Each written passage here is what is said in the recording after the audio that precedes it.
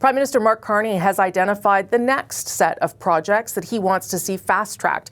Carney says these projects are, as he calls them, transformational, and he says that they will help Canada realize its full potential as an energy superpower.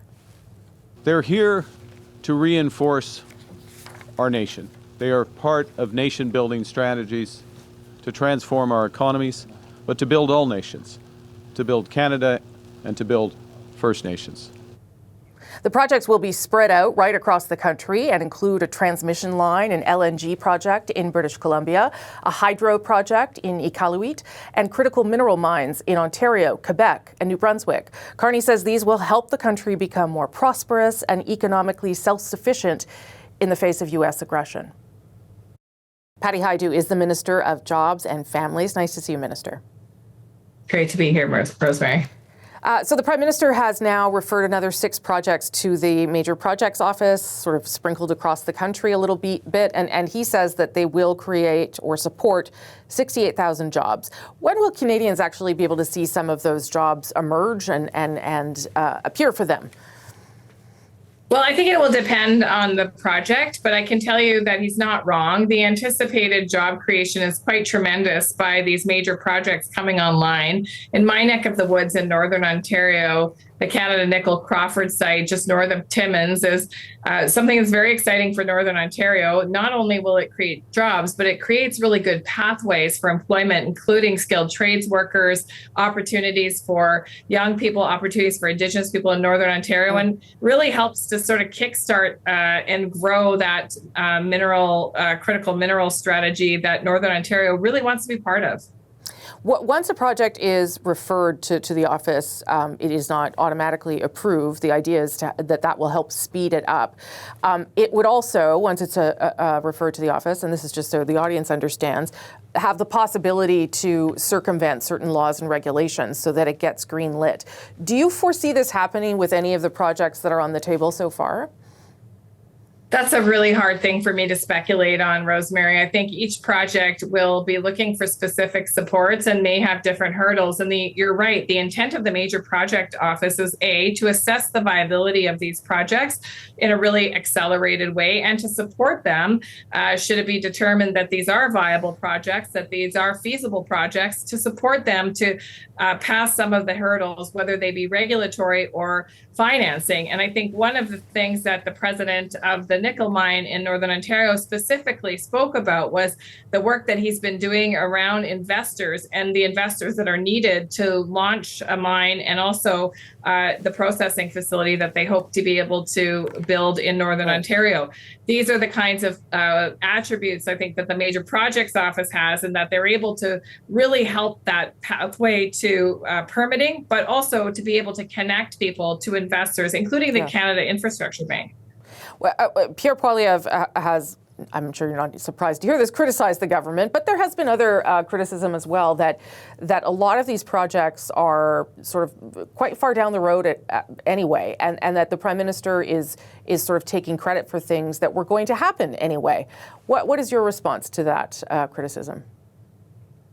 Well, I would say, look, it's a voluntary process. People don't have to participate in the Major Projects Office. And I would say that the projects that have been selected, the participants and the proponents are happy that they are being considered as projects of national interest.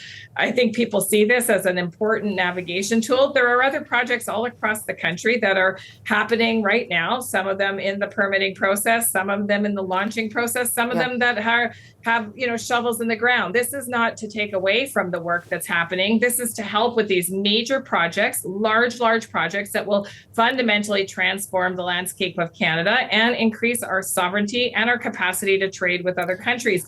So I think that that's the difference between sort of maybe what Mr. Poilievre is talking about and what we're seeing is that these proponents are excited about the opportunity to work with the federal government to help facilitate these pathways. And we have talked to some of them, and they see lots of advantages to the process. But at the same time, I would say that at least the first tranche of projects, and potentially this one, C5 really hasn't had to be used yet in order to be exempt from certain laws and regulations. And there is no project that's been deemed a quote unquote project of national interest. So I guess that sort of begs the question what C5 was about in some ways, right? Like, what was the advantage of using C5? Is it just to indicate that it's there in case you need it, or how would you qualify that? I think the intent behind C5 was to really streamline processes and give ourselves as the federal government additional tools in a time of economic crisis to be able to build large things quickly and together. And look, there are important criteria that the Major Projects Office is considering, including the advancement of Indigenous issues, including viability of the project, including the profitability of a project, and including its alignment with the federal government's goals in terms of the critical mineral strategy, for example, or expanding energy to become an energy superpower. But listen, what I would say is that listen to the proponents. The proponents themselves are saying, look, this will be valuable. Look, at this point, we're 6 months away from C5. If that, I would say that that tool remains in the toolbox. And ultimately, it's a tool to help accelerate work should the work get stuck. But I think everybody wants to make sure that we're doing this in the best way possible and in the most collaborative way possible. And I think so far what we're seeing is proponents want that too. There is nothing yet for Alberta, though the Premier of Alberta seems fine with things because there is this MOU being negotiated with the province where she says there is going to be the removal or carve out of certain laws that she believes stop private investment.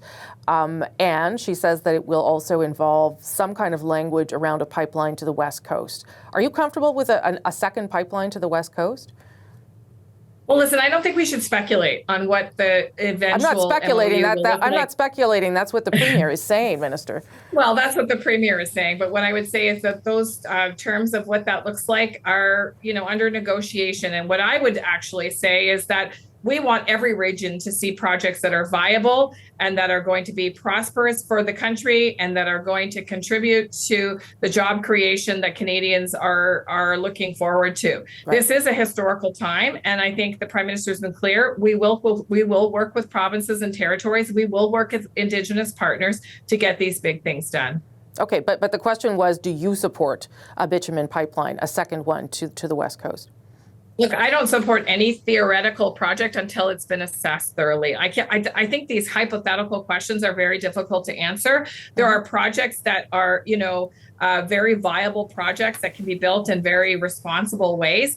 And I think every project needs to be assessed on its own merits. And so I think that's the important role that the Major Projects Office is going to play. Does it meet the ambition of the government? Does it meet the ambition of the time? Are there ways that the federal government can, work with the proponent to, for example, reduce environmental impact, protect other areas? Are there Indigenous interests that are being forwarded? And that's why the assessment is so important. I think we have to move away from the time where politicians say, oh, that's a great idea, or I think that's a good idea, without fully understanding the impact and the mitigation that goes into these major projects. I've been sitting around the table for 10 years, and I can tell you every major project you look at has, impact. But there are also many important mitigation factors that can be incorporated into major projects. And there's ways to make sure that prosperity is shared. And I think that's the beauty behind the work of the Major Projects Office. The government is going to survive or not in a vote on Monday. Are you confident that the budget will pass, or are you concerned that we might find ourselves in an election? Well, look, I think every politician should be election ready in a minority government anytime. That's the nature of minority governments. Not only can people vote down things, but accidents can happen. I've heard all of the sort of war stories of my colleagues in previous times serving under, minority governments where they find themselves in an election. But what I hope to see, for example, Northern MPs in Northern Ontario who represent ridings just like mine with really small rural communities that are desperate for infrastructure investment, not vote down the very measures that will help their communities not only attract people, but retain people in their communities. And I would say that any MP that chooses to turn its back on their communities at this time is not doing them a great service. I hear you, but do you think it's going to pass? I don't know what you're hearing. What have you been told you're going to be okay or no? Again, I don't have a silver ball, or I think that's the right word. I don't have a silver ball to sort of predict. Crystal ball, thank you, to predict what's going to happen. Okay. But I hope that people are really searching within themselves about what this represents. Patty Hajdu, Minister of Jobs and Families, thank you for your time. Thank you so much. A focus of this round of projects is critical minerals, extraction, and energy production. It includes a project to build a hydroelectric power plant in Nunavut along the Qikiqtaaluk River, about 60 kilometers north of Iqaluit. The project is expected to be able to generate enough electricity to power the territory's capital and replace the city's current dependence on diesel fuel for energy. The earliest, though, that is expected to be operational is 2033. Harry Flaherty is the CEO and president of the Qikiqtaaluk Corporation and the Nunavut Qikiqtaaluk Corporation, and he joins me from Iqaluit. Nice to see you. Iqaluit. Yes, and to you. This is a big deal, I guess, for your project, trying to get it off the ground and really change the way energy is brought to Iqaluit, to Nunavut. Tell me what this project means to you. Well, to be honest, it's quite overwhelming because we've been working on this particular initiative and the project for a number of years now, maybe well over 7 years, and having to become a reality, more to a reality, really is part of recognition, and Inuit as a whole could also handle major projects. Yeah. I know the federal government's previously given the project some money for feasibility studies and that kind of thing. How does the referral to the Major Projects Office help get this actually going and make it happen? Well, again, we've been fortunate to get some funding from the federal government over the number of years now to do the environmental study, feasibility study, and so forth. That and now we had planned as part of the 3-year plan to do the environmental study on this project. Now, with additional recognition from the federal government, it will allow us to speed it up in the process of public hearing, community consultations, and so forth. What about funding? Do you need more federal funding? Because I know I think the last estimate for this project was $500 million. Do you need funding, and where would that funding come from? Well, right now, it's especially when you're as a private sector, when you're looking for fundings, you need sometimes assistance from the federal government. Yep. So for this project being identified as a part of the major nation building project, it will allow us to have access to private investors and lenders, so it makes it a lot easier. So you don't have the money now, though. Is that fair to say that you believe that being referred to the Major Projects Unit will bring the private investment? Yes, it is, because we right now, as we were going through the process of environmental study, at the same time we've been assessing the cost of the project, overall projects, and aligning to see where we could get the funding to get this project going in within those 5 years. With this announcement, which will make it a lot easier for us to lobby for additional funding from the private sector and other sources. So as you pointed out, Mr. Flaherty, the NNC is Inuit owned, of course. So maybe you can just tell me how important this is for the economy, for this to happen, for it to be a hydroelectric project, but also for it to be Inuit owned and driven by Inuit. Yes, as Nunavut Qikiqtaaluk Corporation is 100% Inuit owned from Qikiqtaaluk region, which we represent a little over 16,000 beneficiaries, and also being a for-profit organization for Qikiqtaaluk Inuit Association.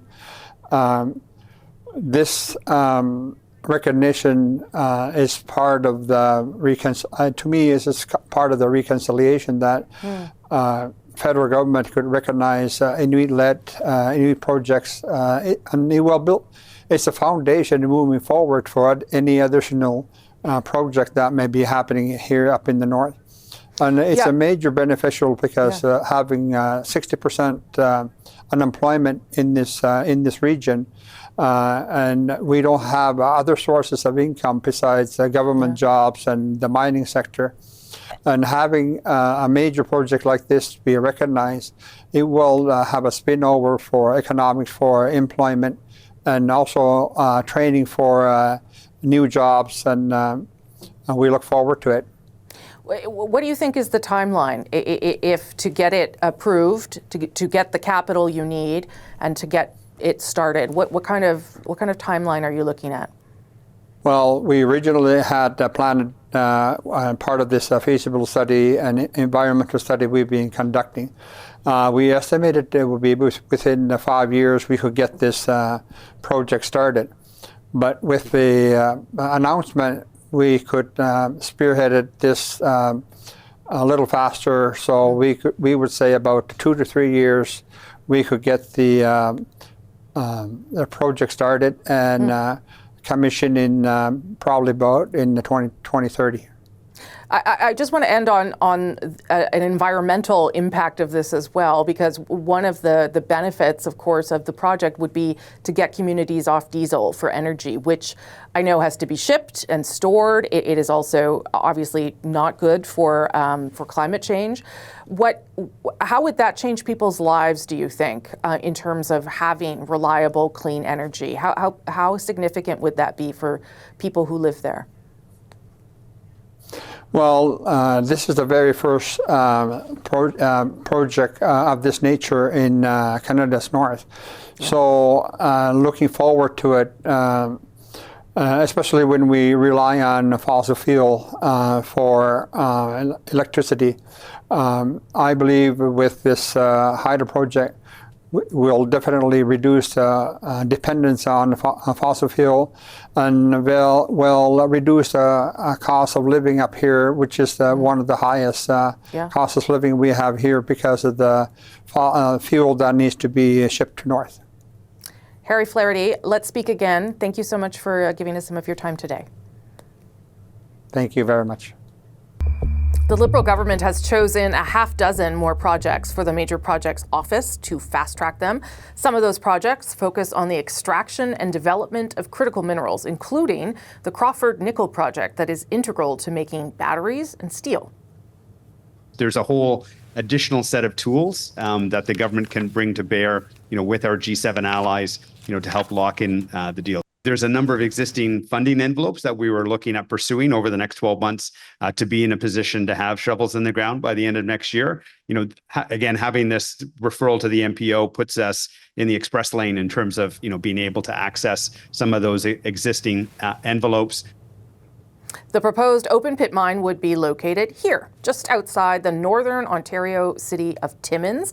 The project is expected to create thousands of jobs for residents there. Michelle Boileau is the mayor of Timmins, and she joins us now. Nice to see you, Mayor. Nice to see you, too. So the Crawford nickel mine and processing plants will be near your city. They are now being referred to the Major Projects Office. What does that mean for Timmins? Well, for one, it gives us a sense of reassurance that this project will be able to continue moving forward at an accelerated speed, and it has been already. But for us, it just gives us that promise that it will get the support that it needs to get going, because we've been very supportive of the Crawford project, Canada Nickel's Crawford project, for quite a while now, and so this just means that we're hoping that we'll be able to further collaborate with higher levels of government on infrastructure needs here in the area to be able to support their activities. And I know obviously it's going to create thousands of jobs, but it's also going to do that at a time when I know that there's another mine that is closing, the Kidd Creek mine, at the end of 2026. Correct me if I'm wrong. So what does that mean in terms of knowing the fact that there'll be more jobs coming online? Well, exactly, and that's why in my previous response, I spoke to the fact that it's reassuring to know that it will be accelerated through the various processes, because we have been seeing that that timeline with one of the other mines closing, and so there's this closure that's imminent, and we've been doing everything we can to prepare for that, and trying to make sure that there will be other activity going on to be able to pick up some of the workforce that will be ending there. And so, of course, this presents an opportunity to be able to pick up some of that workforce. And again, for our supply and service sector as well, a lot of our suppliers, have been working tirelessly to try to find some alternate contracts as well. So this is very promising for the area. And we know that it's just the first of much more that will come. So this is just a catalyst for much more development. So we're all quite excited over here. I know that in March, Canada Nickel, the company behind it, did reach agreements with 3 First Nations, but there had been, it did take some work to get there. The Matagami First Nation raised concerns over boom towns that can result when you create mines like this. So I wonder, how much dialogue did you have with First Nations around reassuring them or getting to a place where those communities were also on board? Yeah, quite honestly, this has been an exemplary process. Canada Nickel has been very proactive in engaging all stakeholders from the very onset. And as I said, we've been working with them for years now. We've been included on various committees, socioeconomic impact committee, environmental impact committees, et cetera.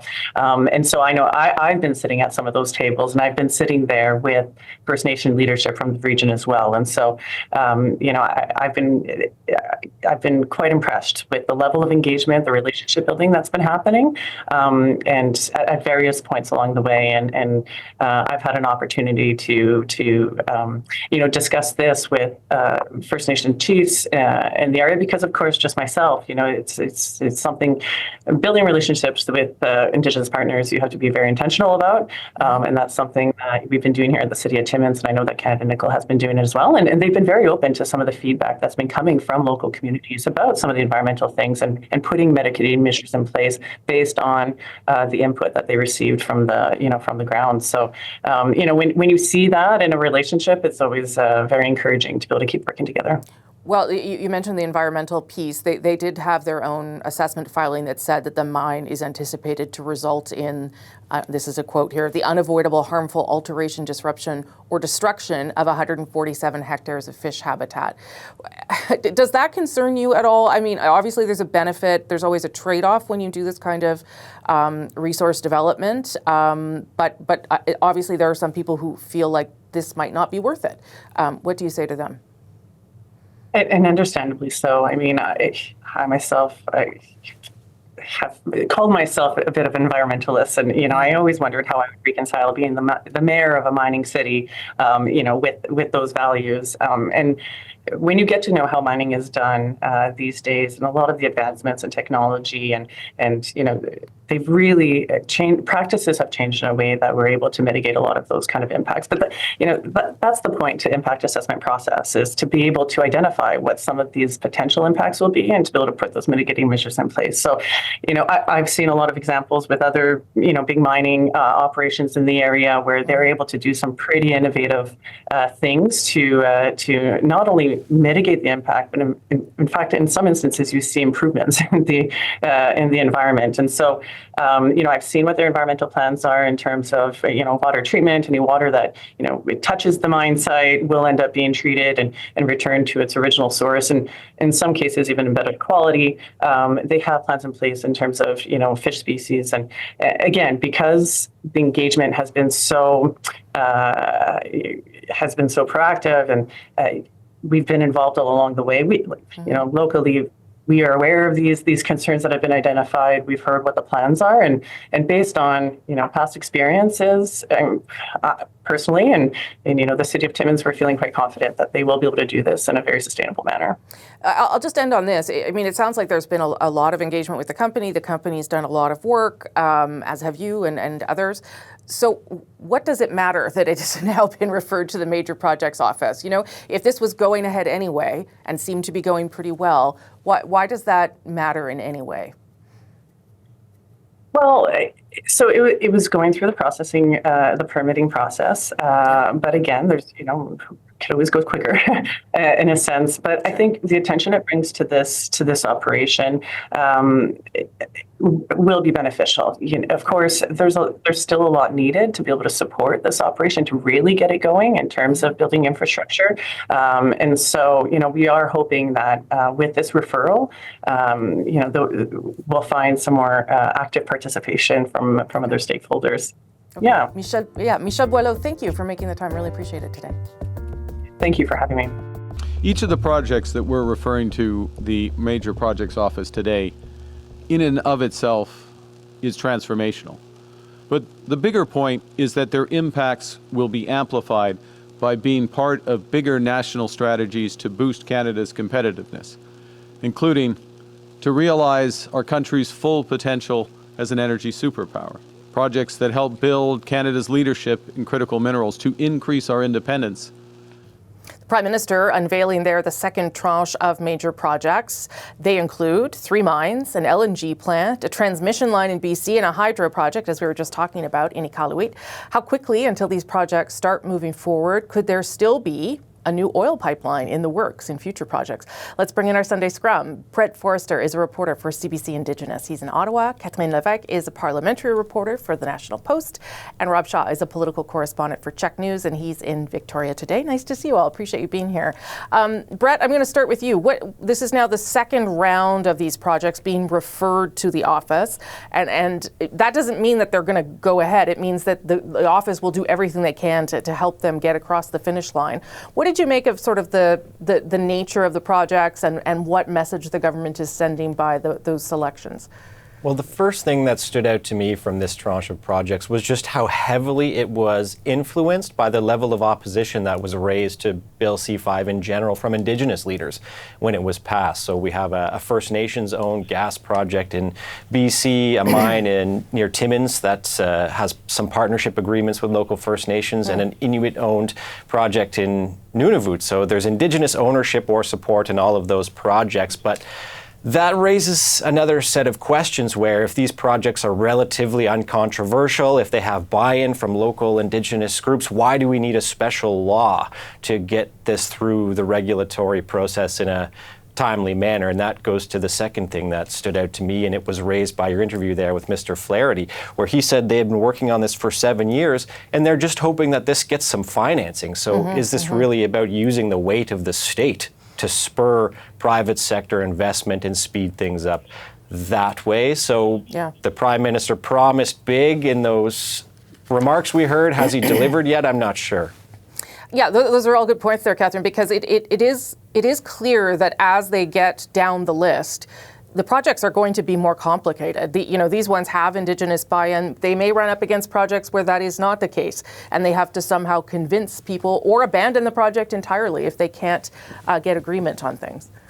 Absolutely. I mean, I think the situation the government is in is that there, as it was explained to me, there is a bottleneck of projects right now. There are hundreds of projects across the country that are ready to go.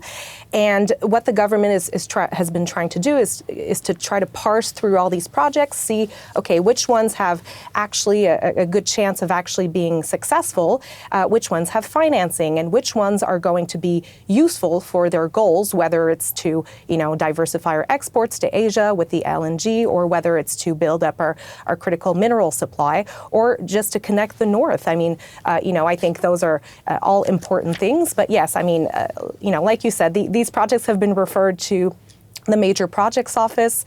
Now they're going to go through all the steps, and we'll actually determine if they are going to be nation-building projects. But yes, I think a lot of the criticism, what we saw this week, is that this is really a way for the government to kind of pinpoint some projects so that they are seen by some private investors, so that some private investors, but also the public service say, you know what, these projects should go ahead. And, but again, we'll see if these projects actually succeed, and I think it'll get more and more complicated as time goes on. Yeah. Rob, BC seems to be getting a lot of projects, and I wonder if that is because the government is sort of laying the groundwork for maybe a project that BC doesn't want. That did occur to me, that there seems to be an interest in a lot of the different projects on the West Coast. Yeah, that is a question out here. Are we getting fattened up before the pipeline drops? Is kind of one of the questions. There's 4 major projects from BC on the major projects list now. 2 of them already have their federal and environmental permits, and the other 2 don't really require any federal permitting at all. So there's no, the Prime Minister's talking about fast tracking them. There's no track to fast. But I think what our Premier has said, because he's done some trade missions across overseas, is this is a kind of a focus now on convincing some big, in often cases, state-owned utility companies in China and Korea behind some of these LNG facilities, LNG Canada Phase 2, to put billions of dollars on the table, and they're looking at the risk level, and they're looking at Canada, and they're going, oh my God, there's so many problems. Well, what the uncertainty there in our investment? And to have the Prime Minister say, look, if you have any problems, I'm here, it's on my list, you can come to me, we'll figure them out. I think that's really what the Major Projects Office seems, at least in the BC projects, to be. They're not moving permits forward. There's no permits. They're moving risk down. And I think that's kind of the point. Yeah, that's great analysis, I think, in the case of BC for sure. So let's talk about the potential for a pipeline. There is this memorandum of understanding Ottawa and Alberta are negotiating. The Premier seems to be suggesting, Brett, that there will be things there that will make her happy, including maybe the idea that they will work on the future of a possible pipeline. What do you think is the likelihood of that, given the indications that we're hearing from things? It's really hard to say at this point. Yeah, go ahead, Brett. Well, it's just really hard to say at this point. I think the government needs to get over the budget vote before it can get into something like that. So we just heard Minister Hajdu saying that she's not really keen on talking about theoretical projects right now, which maybe that's a way to take the temperature of where the government is at. What really struck me is some of the geographical distribution of some of these projects. There is none in Alberta right now, so that's not causing concern among Alberta's Premier just yet, because there's this possibility. But again, I was really struck to see some of these projects being located in opposition-held ridings where the Liberals would really like to see some political support on the eve of a budget vote, whether that's in the rural riding of northern BC, Timmins, also held by the Conservatives, and Nunavut, held by the NDP. So these are places where the Liberals would like to see some support either from MPs or the constituents themselves, but nothing in Alberta right now. Rob, you wanted in there on the possibility of a pipeline? It was, Grey Cup days, so I'm kind of wondering if instead of like Nickelback at halftime, we have like a memorandum of agreement signing on the field or something. But BC is worried. You can tell that from the Premier. You can tell that from his language. You can tell that from preemptive strikes that are happening out here, gathering the coastal First Nations, signing a big kind of oversized declaration to Ottawa to really encourage them to keep the tanker ban. They know that something's coming. They can feel it. And whether that is an agreement to keep studying or a movement to put something into the ground, it appears to be coming. And the NDP government is here talking about it. Their convention is this weekend. There's a lot of buzz about it, about how they will stand up to that pipeline, the members here. So the Premier's got kind of a unified group against the pipeline. And if Ottawa thinks that they can come in and convince British Columbia to take this, that's not what I'm hearing from the New Democrat membership this weekend. Catherine, last word to you on that. I mean, the Grey Cup is today, so, I don't know if we're going to meet that deadline. But what I saw from Premier Smith this week is that she was open to extending that deadline. She said, well, hopefully we come to something by the end of this month. So, look, there is obviously a lot of discussions behind the scenes. What I'm curious to know is what, we know what Alberta is asking from the federal government, those so-called bad laws to be scrapped, but I wonder what Ottawa is asking from Alberta behind the scenes, and I think there's we'll find out in the coming weeks. All right, I'm pretty sure Rob Shaw's cat also wanted to weigh in on energy development. Yeah, I locked her in the bathroom, so she's freaking out on me. All right, we'll let her out, and we'll talk to you guys next hour. Thank you all. Brett, Catherine, and Rob, appreciate that. I love it when pets get involved.